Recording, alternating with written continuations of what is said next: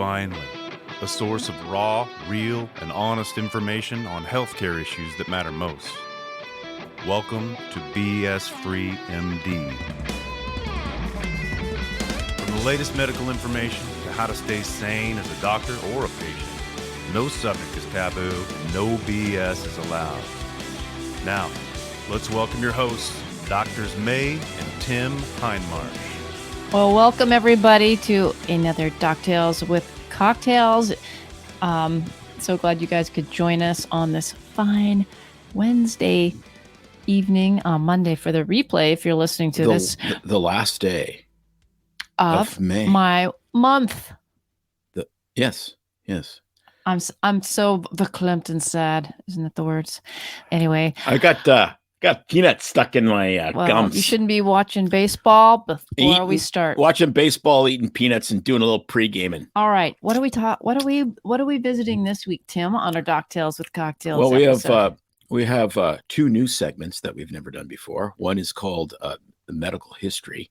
The other is we're going to do a little book club segment, which I've wanted to do for a long time because, strangely, you like books? Yeah, we read a lot of books. At least I read a lot of books. I can tell by the empty shelves. May just listens to them because it's easier. Her finger doesn't get tired if she doesn't have to read. Save it to whack you on the head with. Yeah. Oh dear, you're so mean. Okay, you're starting off. You threw the first. You threw the first punch. I will get you back, and you know it. No, I know, because every time you get me back, it's about 50 billion times worse than anything I ever did.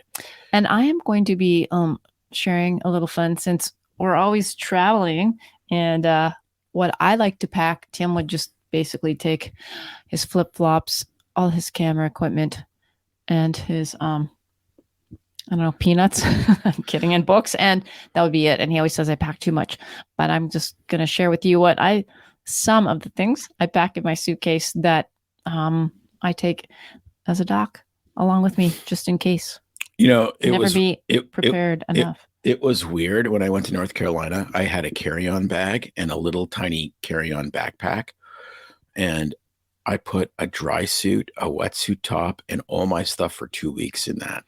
And there was still too much stuff. Because you hung around with a bunch of guys and just wore board shorts that got wet and dry. A t-shirt, I saw it and I was aghast because it was kind of, I don't know. Dirty looking. It still seemed like way too much stuff, but I wore virtually all of it. Yeah, we could do laundry. Being able to do laundry on vacation is massive. Yeah, that's huge. If you can do. Yeah. And I took way too much stuff, and I could do laundry, and I had to. I'm ashamed to even say it on here. Buy another suitcase to bring back all the gifts, all the things. Uh-huh. So if you haven't got your gift yet, you better check in with me because it's probably waiting here for you at my house, or I'm going to eat it pretty soon. Correct. So I did make it through the coffee chocolate covered macadamia nuts were amazing. Yeah, and there's more, and I think I might into the second bag soon. The tuna jerky. The problem with the tuna jerky I found is that it tastes like tuna. Oh, well, there's other flavors. You haven't tasted them yet. So it's still made of tuna, which is fine in sashimi. I like raw tuna. Everything else, not so much. Well, I didn't think it was that bad. Okay, so you loved it, which is fine. Speaking of, tuna and all those things, if you're on vacation and you get the wrong kind of tuna and it upsets your stomach, what are you going to do, Tim? I'm going to take antibiotics. You're going to take nothing because all you packed was a wetsuit, a dry suit, and a couple of board shorts. So you're gonna and about 50 cans of Zyn. Since you didn't bring extra laundry soap or board shorts, since they're soiled now, you won't be able to stop your diarrhea problem. I have visual aids, but if you're listening to the podcast, aids. So I always bring. Are those like marital aids? Oh, stop it. So I'm curious for our listeners to chime in and pipe up and share with us any secrets that they bring. Okay, so I do pack all my personal medications on my carry-on bag, which all of you should do. Correct. I'm not going to go through passports, ID, all that kind of stuff. If you don't know that you need appropriate ID to travel, you don't travel. This is just extra things. I looked. I looked it up on the CDC, what they recommend for travel. And oh my gosh, I just started laughing. I think it's international travel where you have access to nothing and you're in a third world jungle location. And then they're suggesting a thermometer and gloves and rehydration salts and all that stuff. No, I'm thinking if you have access to a Walgreens, CVS, or pharmacy near you, but in an emergency situation, you just want to have it on hand until you can get there. So I like a little travel packet. Here's a little, here we go, small one. And you can just bring the basics, like a few strips of this Imodium, the 3 little tablets in there. Imodium? No shit. Anti-diarrheal. Funny. And Oh, yes. I also do bring, sometimes I'll have a couple of Pepto-Bismol, this cute little thing of Tums, because somehow you always need some Tums. And then I actually usually have 1 or 2 antihistamines or in a tiny little container along with me. And I always have my hydrocortisone tiny little cream because bug bites, itchy skin, rash can pop up. Man, that's annoying when that happens. So I always have that. And you can use it for so many things. A little bit under the eyes, gets rid of those bags. Did you know that? Don't use preparation. Apparently I don't use that. I don't do that. And then I do have a little bit of like a little alcohol swab, the portable ones, a couple of Band-Aids, a couple of butterfly strips. Because, you know, when you get those blisters, girls, from walking in those shoes, or you get a little cut, it's nice to have it right away. I always have tweezers, always. Not just because I need to pluck those unwanted hairs, but because get a sliver, any little funky thing, it works really well. And portable tiny scissors. Obviously, in a carry-on, they're going to confiscate your scissors. They're going to confiscate this cute and handy little that needs to go into a check bag. Pocket knife. But it makes sense, right? It makes sense that those, like the little tiny scissors are going to take down an aircraft when you can buy a gigantic bottle of liquor or wine and carry it onto the plane. Essentially, they're equipping you with a club. That's fine. But those toenail clippers, you are going to destroy a flight attendant with those. Yep. Yeah, that makes a tremendous amount of sense. And I do have an empty syringe. There's a bunch of reasons. There's some medicine that I used before that I needed this for, but not everybody's going to have one of these, but you can use the syringe to irrigate things if you get foreign bodies in places. And also the needle comes off, so you can use it also as a tool to take out slivers, etc. So that's very handy. A little packet of antibiotic ointment, Polysporin, one of those. You don't need to take massive amounts, and it all packs up very nicely. And the last thing I have, which is the entire container here, advertising this company that we really like called Cabinet Health. It is my melatonin. So you travel, time change, different place. It's noisy. I love to take my melatonin and take it when I'm traveling. I also do wear earplugs, but that's not for everybody. And I did not mention, but I consider this part of my regular medications. Taking some anti-inflammatory if you can take it, or Tylenol. Always carry that with you. You can get them in cute little containers, so never be without something in case you get an owie and need a little bit of pain medication. So that was quick and easy. Well, if you have the needle, you can just go to the inner city and buy the pain medication. They have lots of it there. And depending where I'm going, sometimes I'll have other things. I always like with the sunscreen, etc. But those are just kind of basics that I keep in my travel section, and it's always ready to go. Really easy to just toss it in. If I use stuff, I replenish it. That intro music is still stuck in my head. Oh, you're not even listening to me. No, yeah, of course, replenish.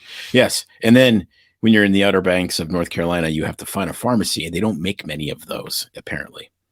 So I said, this is for, how many times we've been in a hotel and you go, I really need like a Tylenol or a something or a Band-Aid. And then you walk down, or you're at an airport, but you walk down to those hotel little, I know at the Hiltons that we stay at, the Homewood Suites or the Hilton Garden Inn, or take your pick. They charge like 100 times normal for No, it's one like, item. I'm buying 5 Tylenol. How would you like to pay? I will give you a kidney. So yes, you could go to but in a pinch, I don't want to pay $50 You know, that's for why I 5 wanna- Tylenol. That's why I want to I want to get my microbiome tested and made pristine by our very good friend in the medicine world, Sabine Hazen from Progenobiome, so that I can So you go don't have to and take buy Tylenol? so I can go buy the Tylenol and I don't have to donate a kidney. I can just give them a bag of shit because it will be so pristine and so good for you. As we said in a previous, wow, that was bad. In a previous live stream about the new pill that was just approved, that was literally human feces, which is, Well, maybe I'll be packing that for you on our next trip. I'll get my hands on some. yeah, you never know, right? It's like I'm thinking of Fauci. You know, I've been making you eat shit for the last 3 years, so now you can actually do it. No, and then unlike all my shampoo bottles that seem to explode open, that little capsule of shit, I mean poo. So Can you imagine? It'll open up and that'll Can you be imagine clearing that? the airplane Yeah. really quickly. Anyway, all right. So on to better things, which is the cocktail of the day. Please, can I have some? This has been our sponsor on previous Doctales with Cocktails. I'm the sponsor this week because I bought it from Moore Family Vineyards, a local wine tasting and soon to be vineyard. They are growing grapes and their stuff is delicious. And we are going to be drinking their peach flavored bubbly. Peach flavored, yes. Peach. The technical word would be Sparkling peach wine. Peach wine. It's like champagne, and it's oh so delicious. But it's not technically champagne because champagne has to come from Champagne grapes. Yes, champagne grapes, which are only grown in one place in France. Mm-hmm. That cannot Champagne. That cannot be champagne. That's why they're called that. That has to come from champagne. So this cheers we should have had on our anniversary weekend because it's more formal. But I did not think that I would like it. There's pomegranate, which is also delicious. There is a few other flavors, but this peach, though, it really is. It's asking to become a peach float. It wants ice cream. I was going to do that. We bought the ice cream, and I thought, I don't know if I can pollute it with the $1.99 on sale Safeway ice cream. It's kind of tastes a little like cardboard because it probably thawed out before. Oh, the cardboardo. That's the ice cream. Oh yeah, with the protective ice. So on now top. Angie will be happy to know that I did not taint. No, it's very good. It's very good. So Moore Family Vineyards in Sweet Home. Visit them, check out their Instagram and Facebook, and she will be always updating the hours, but they're open Thursdays through Sundays. Delicious stuff. Yes. We have no questions. It's weird. We have a bunch of viewers, but no questions. So fire a question or say hi or let us know you're there. Let us know your favorite summer cocktail. It's just Russian bots. Well, watching. Maybe just Russian bots. They're on their Peloton. Listening. I did an amazing bit as a blooper about going to the grocery store in the Soviet Union. I can't do it because it's really bad, but it was super Well, funny. I'm just going to give a little push for the bloopers to make people to listen to other episodes. But we've done some pretty funny bloopers when we weren't doing video and we just had audio and we were just messing around. Our production assistant, audio editor, loved them and would put them onto the end of podcasts. And so if you haven't listened to some old podcasts all the way through to the end, past the disclaimer and the credits, yes, you need to go back because there's a lot of juicy, funny stuff in there. Yeah, that will get us sued. And I'm thinking we should, we might recreate that and do something in a different format and put them forward so that you can listen to them. Or if you sign up for our newsletter, we might create something special for. If you haven't signed up for a newsletter, people, please sign up for our newsletter. Where is it at, May? It's at doc@bsfreemd /truth serum. Truth serum. Or just check out our website. There's a sign up link there. But it comes out every Saturday. It's got what's coming up the following week, as well as some extra stuff that we love to share with you that the rest of you aren't here. Oh, Rick Tenbush always has trouble with this sound. Poor guy. He is I hope everyone else can hear trying this. to join. So, no one else has said anything, so I'm hoping that it's still good. You said that there's no sound. Well, that would be really bizarre if we're yammering away. We're not muted, so it should be good. Maybe someone else can chime in. If you're there in the netherworlds listening, and I know there's 10 more of you, let us know if you can hear. And if not, we'll just keep drinking. Okay. Hi. Okay. Hi, Randy. Hi, Alicia. And Desiree. Look at that. So. She posted the link and everything. It's awesome. Okay. Part 2. We're going to this is really near and dear to me because I love history, and medical history is insane. So we're going to talk about the history of defibrillators. If you have too much to drink, you can't say the word. In 5 minutes? In 5 minutes. All right. Let's go. What's the history of defibrillators? So there is the handy dandy, what you're used to seeing from, Squad 51, Station 51, Johnny Gage and Roy DeSoto for old people like us. Defibrillator, right? Electricity that you apply to somebody's chest to spark them back to life when they're in a fatal arrhythmia. Well, where did these sons of guns come from? They came from this guy. This guy's name is Claude Beck. Mm-hmm. And I'm trying to get there you go. So Claude Beck is a very famous American surgeon. And he practiced in Cleveland. And he was experimenting with various defibrillators. Like he heard there was some guy in Sweden that kind of started this. He was shocking dogs and bringing them back to life. I can't imagine you would. How many dogs needed defibrillators? My question, if there's any vets in the audience. They probably messed with the dogs and made them need, That's what I'm thinking. So, but we're not getting into that.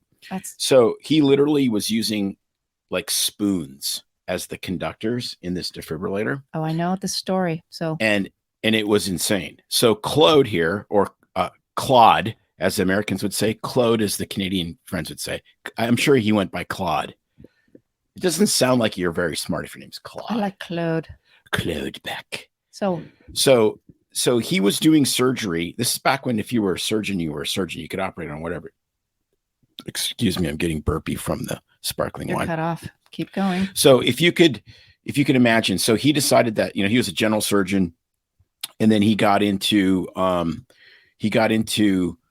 cardiovascular surgery, and he was doing a procedure on a kid that was 14 years old that had a congenital heart anomaly, and he was, rerouting vessels or doing whatever it was. And this is way before the bypass machine. So this is beating heart surgery.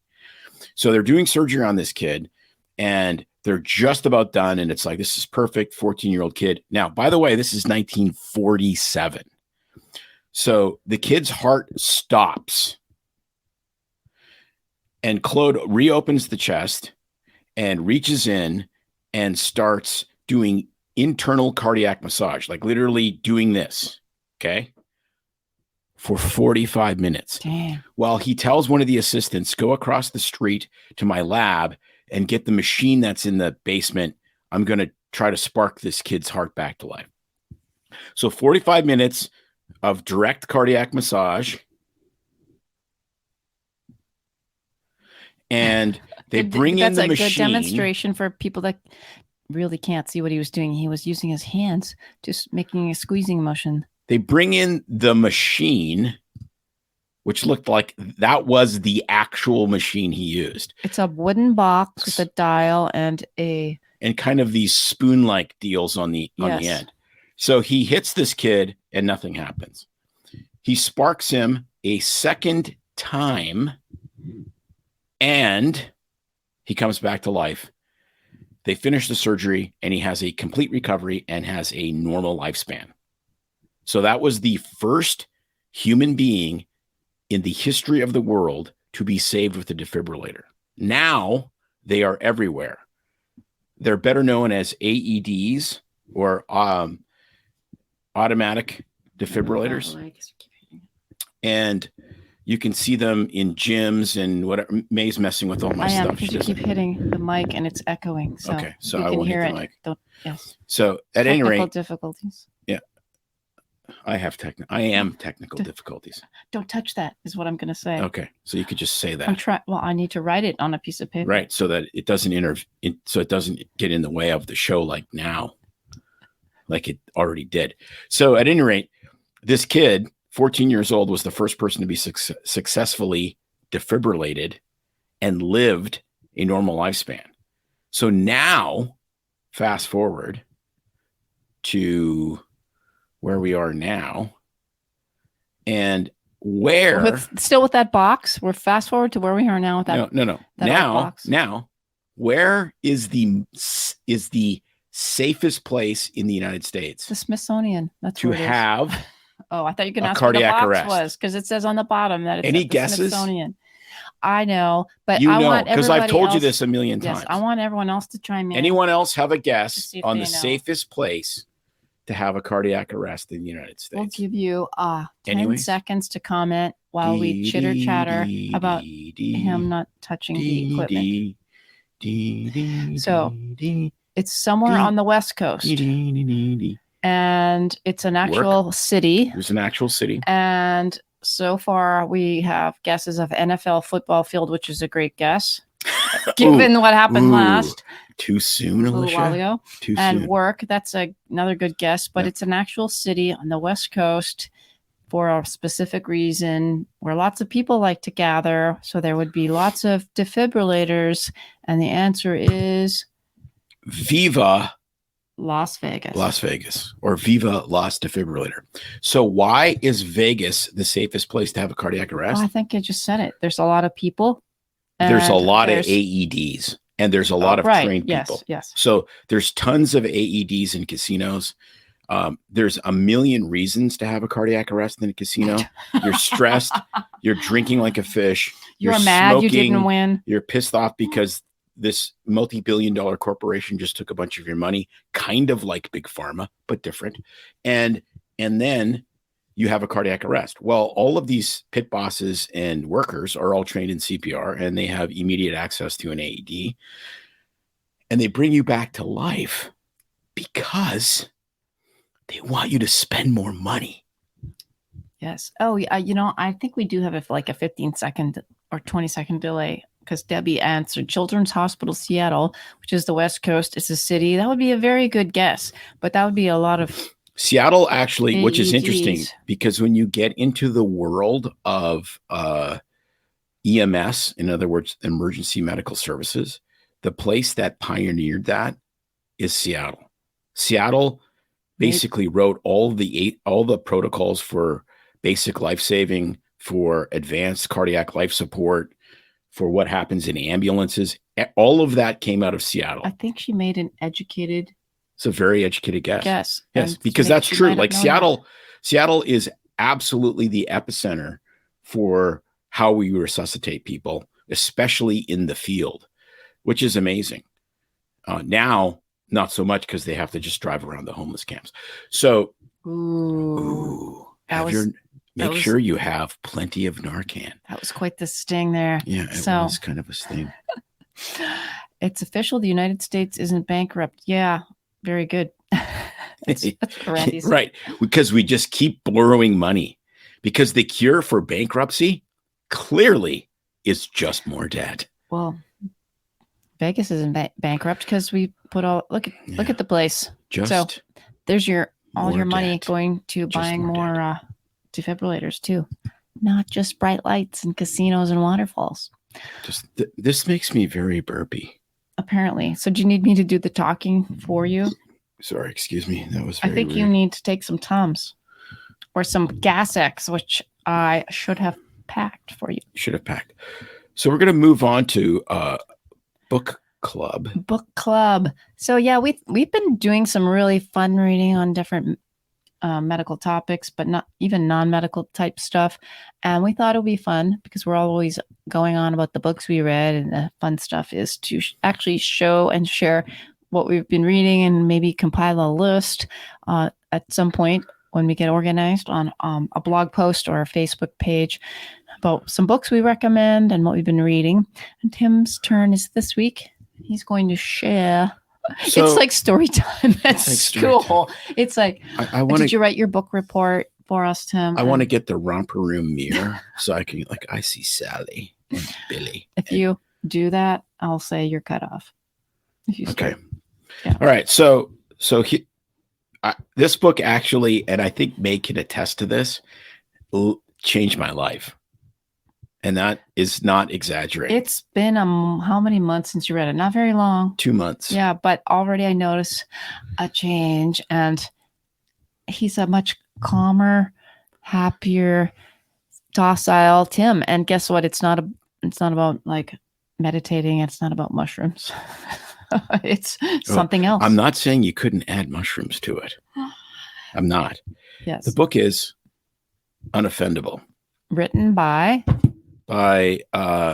Brant Hansen. And Brant has a podcast as well.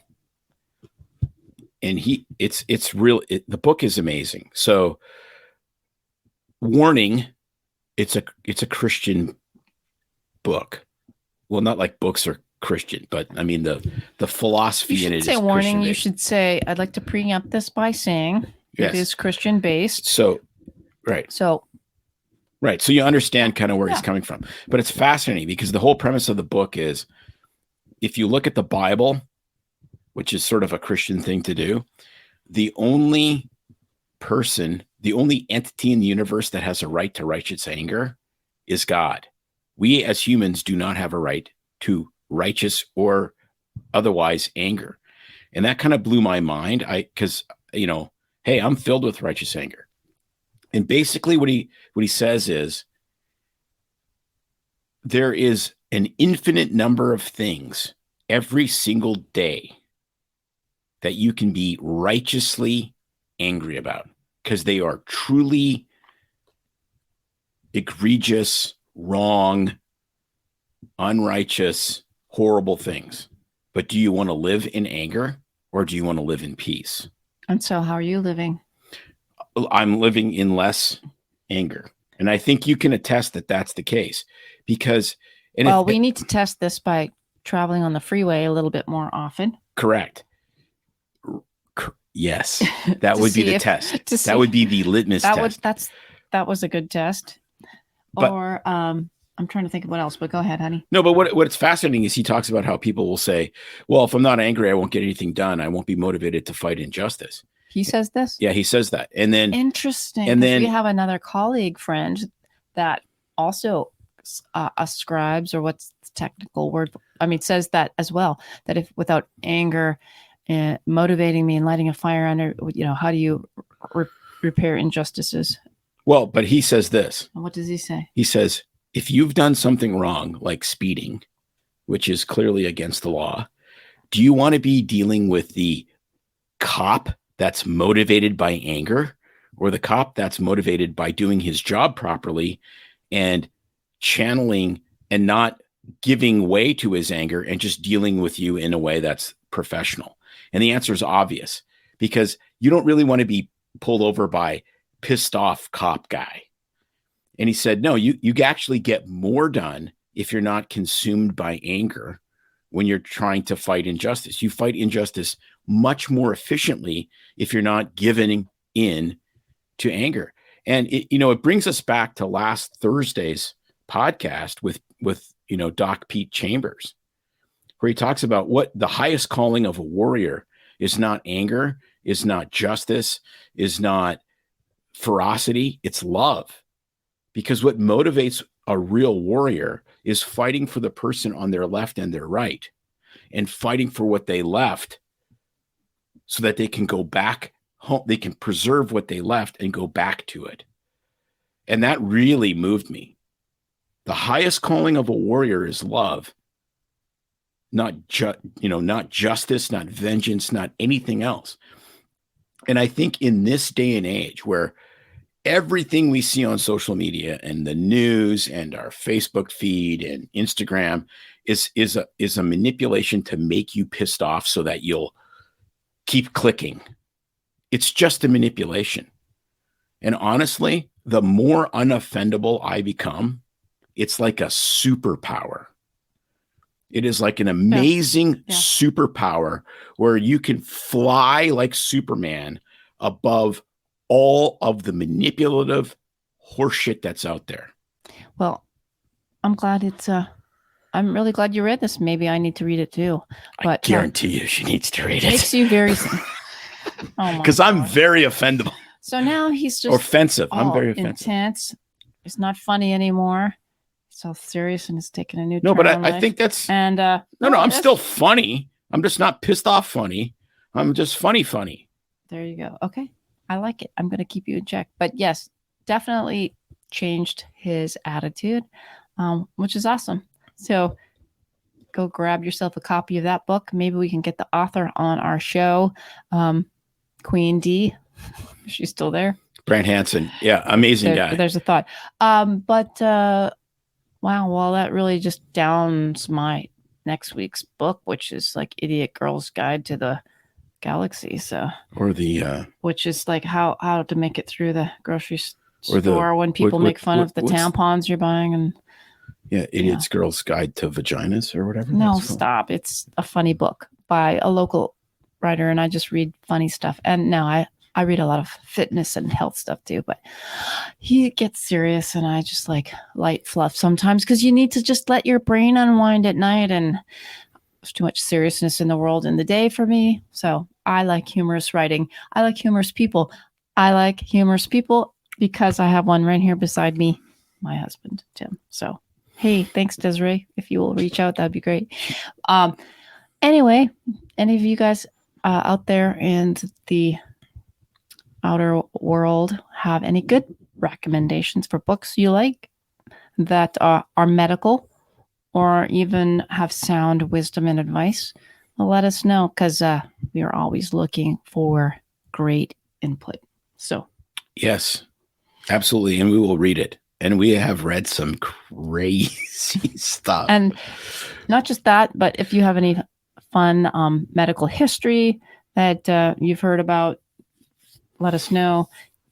Tim loves researching that. I'm all about the travel part of things. Yeah. So an interesting little tidbit to add to Claude Beck or Claude Beck. I just get confused. It's complete confusion.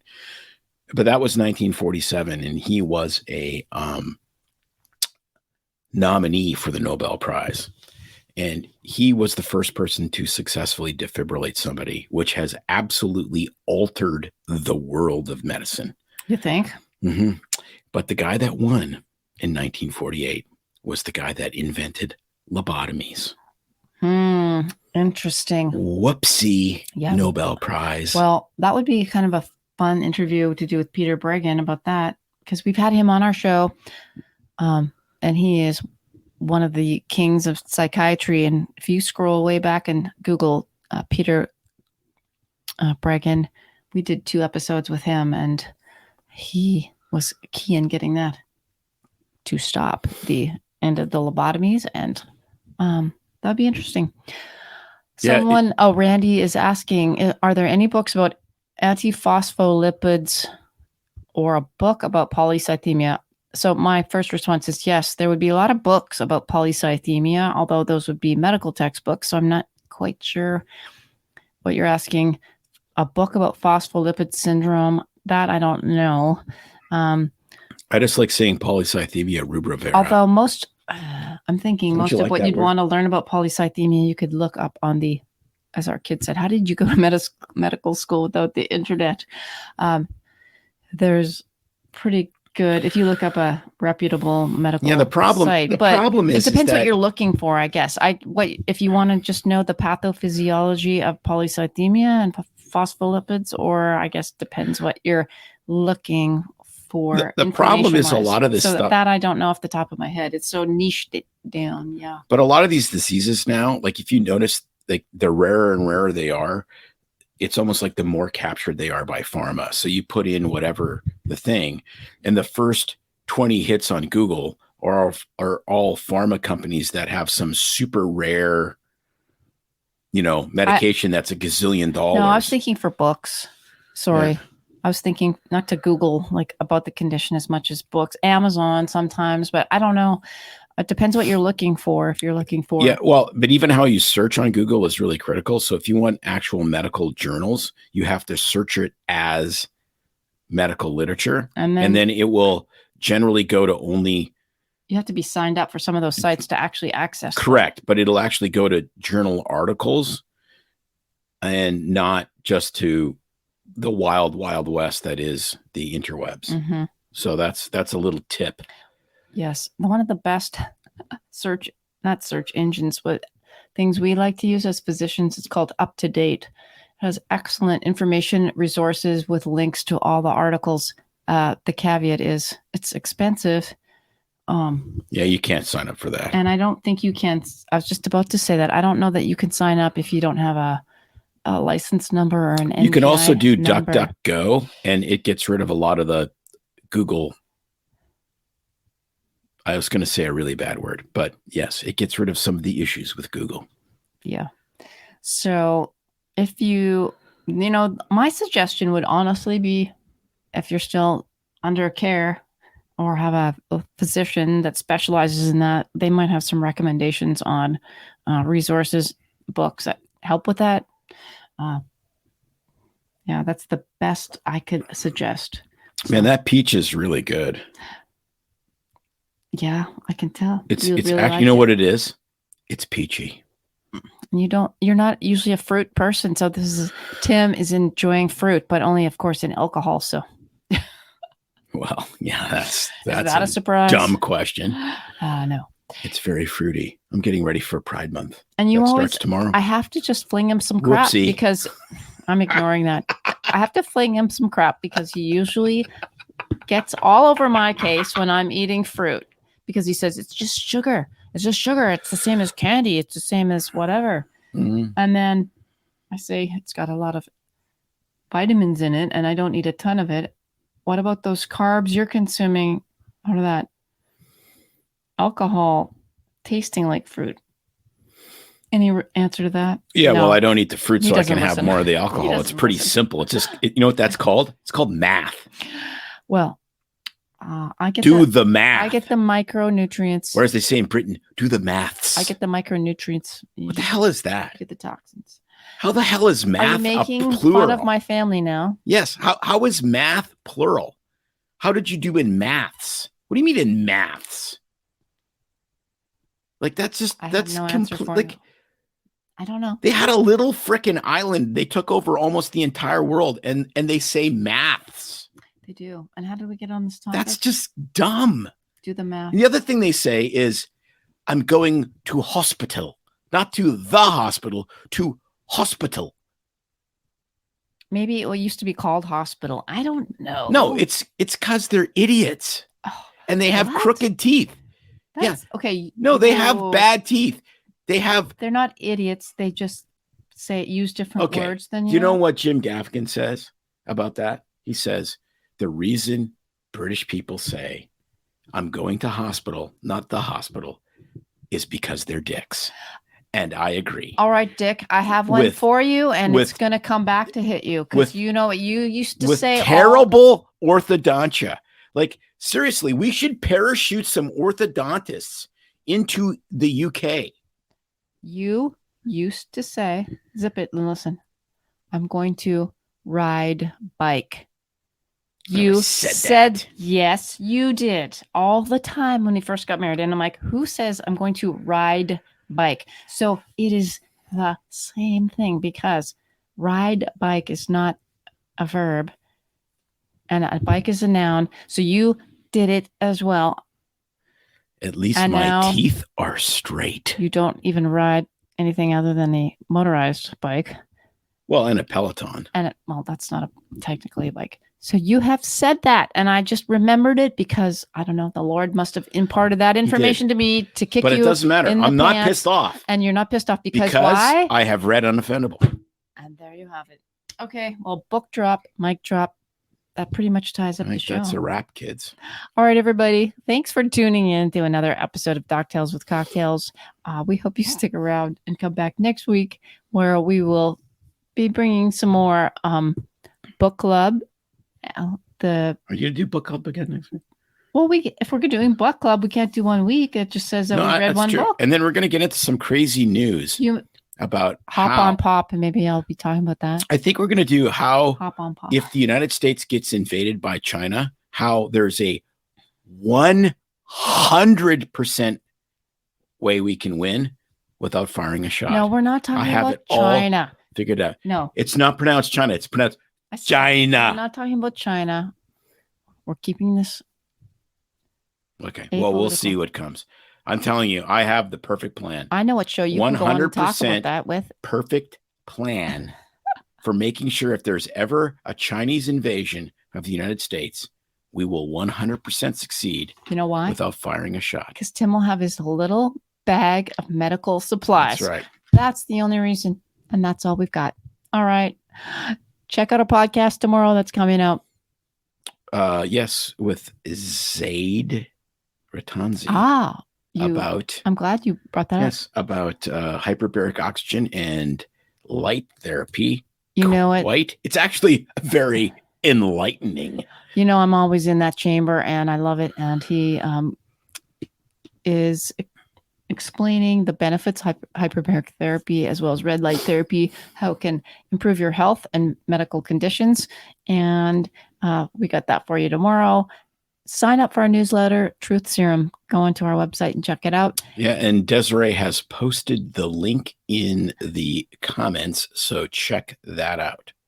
All right, everybody. Thanks for being here. Have a good evening. Cheers, and go get your peach flavored bubbly. Moore Family Vineyards. It's no secret that medicine is a bit uptight. That's why Tim and I created BS Free MD, to mix things up a little and have fun in the process. Besides, we are having these exact same discussions all the time, so we thought we might as well invite everyone to the party. If you really like us, you can get plenty more and maybe see one of Tim's cool tattoos on our Instagram or Facebook pages at BS Free MD. See you next time.